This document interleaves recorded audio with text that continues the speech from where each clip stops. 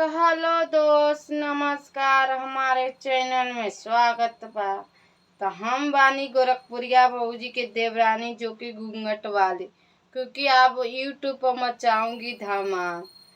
तो गोरखपुरिया भौजी के जो देवरानी आजकल ब्लॉगिंग कर रहे, मुंह से बिल्कुल उनके मुंह से आवाज नहीं निकल रही और उनका वीडियो ट्रेनिंग पर चल रहा है, क्योंकि गोरखपुरिया भौजी सपोर्ट कर रहे हैं उनको, इंटरटेनमेंट ब्लॉग में कर इस वजह से। और गोरखपुरिया भौजी बोल रही है कि मेरी देवरानी अब घूंघट में ही यूट्यूब पर मचाएगी धमाल।